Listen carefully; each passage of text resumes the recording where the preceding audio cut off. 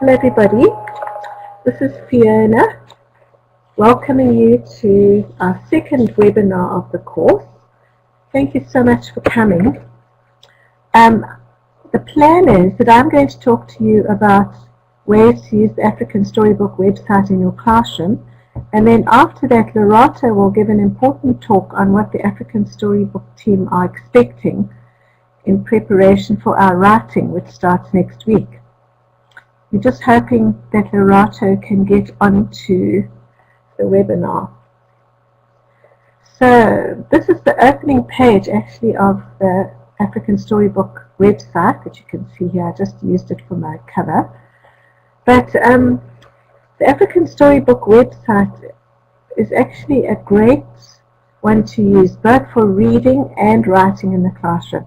I've tried it out now with grade 1 to 7 students in a school where I volunteer, and the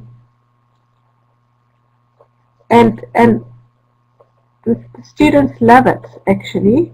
I see Lorata is here, hooray, I'm just going to make her a presenter. Okay, students love it. So I'm just going to go through the ways that I've used it in the classroom and have enjoyed using it. When you first go into the website, you either have to, you can just read the stories, that's fine, but if you want to write a story, you have to register and then log in. So at the top you'll see register, log in, and you'll fill in all the details and get into the African Storybook Project. Now on the SchoolNet blog, which I am responsible for my work, I have written 3 blog posts about how I use the African Storybook website in grade 1, 2, and 3. And if you want to look at them later, you can download this website, or you can click on the presentation in the blog, and you'll get to those links. But I thought that I would maybe show you what we did. So I'll start off with grade 1. I found that with the grade 1s, I taught them a rhyme so that they could navigate the website. So it was kind of find African stories, English, first words, read, clap, clap, clap. And we made it into a chant, and we had a lot of fun learning this rhyme. But it helped them just to get from one place to the other in the website. And then when they started reading,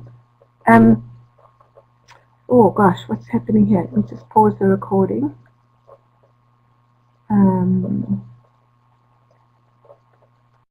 So I taught them this rhyme, and that's the way that we navigated the website. Then what I did is I walked around and I watched what they were reading, and this was one of the favorites, The Adventures of Super Cow. And what they seemed to go for was color, something simple, a color, and a twist in the story. But now I'm going to take you into my computer so I can show you more fully.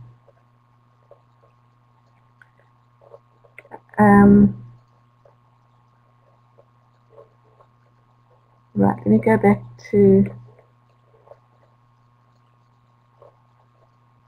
into the computer.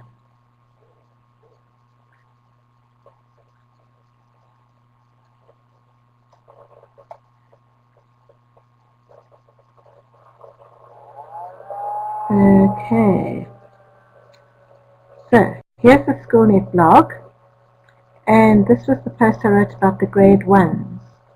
So we had the rhyme, we chose the story, and I found that a lot of them, they liked to both read the same story together so that they could help each other reading. And then we had a report back session, and they all loved the stories.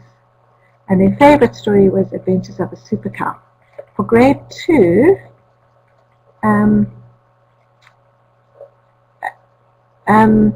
I also taught them that rhyme to get around the storybook, the website easily.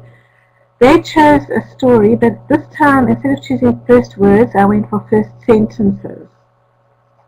Then after they read back the story, I used the 5-finger retell for them to report back on the story that they read. This is an idea that I found in Pinterest. and I discovered that a favorite story was A Very Tall Man. So we read that as a class, almost like a big book kind of reading, and then on the computers they started to draw the very tall man.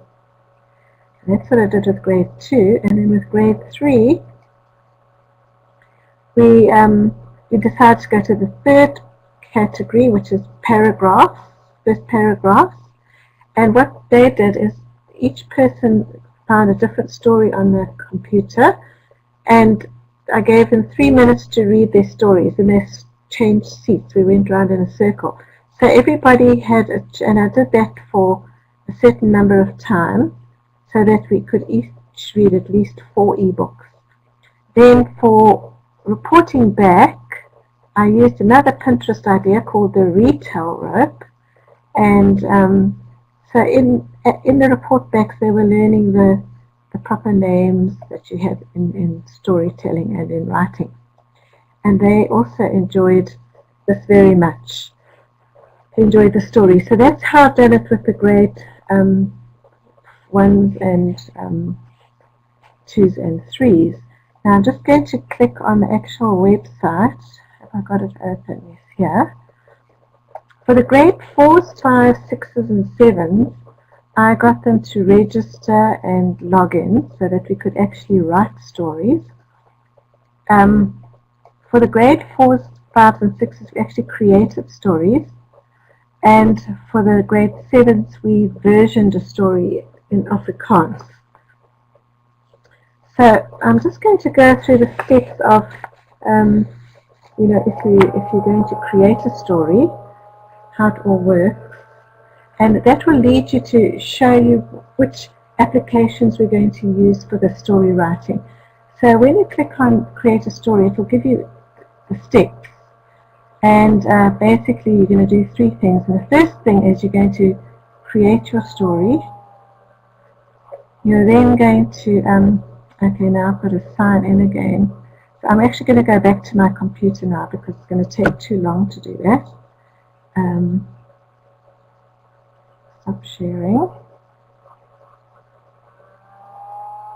Let's go back to the document. I've got what I wanted to say on the document. Okay, so when they are creating a story, they'll click on create your own story, and then the next slide will take them to a series of templates for how you want your first page to be and what color you want your page to be. So that's really nice.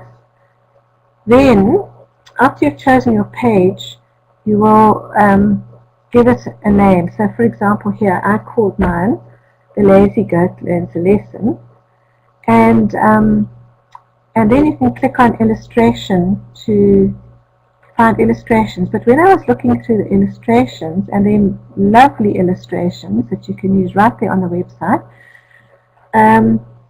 I changed my mind about the goat, and I decided to write about a pig instead, and I called it Pig Learns a Lesson, and then I chose the color pink to fit in with the picture.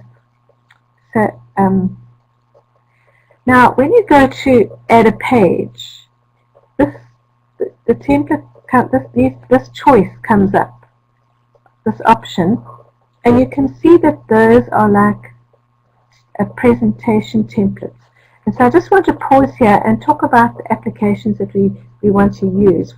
Whatever device you're on, we need to use basically an application that is a presentation application that can ultimately be converted to PowerPoint, because PowerPoint is what the African Storybook website uses for the stories. So if you've got an iPad, you might want to use Google Presentations via Google Drive, or you might actually have PowerPoint, Office 365. If you are, or you can have the free Kingsoft. Kingsoft is a free office suite that works with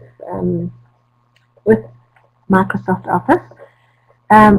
So on any of your devices, it would need to be something that works as as a presentation.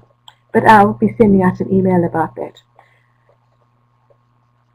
So you would add your illustration, insert your text, and so you would go along till you got to the back page where you would credit the original owner of the story if you were versioning a story, or you'd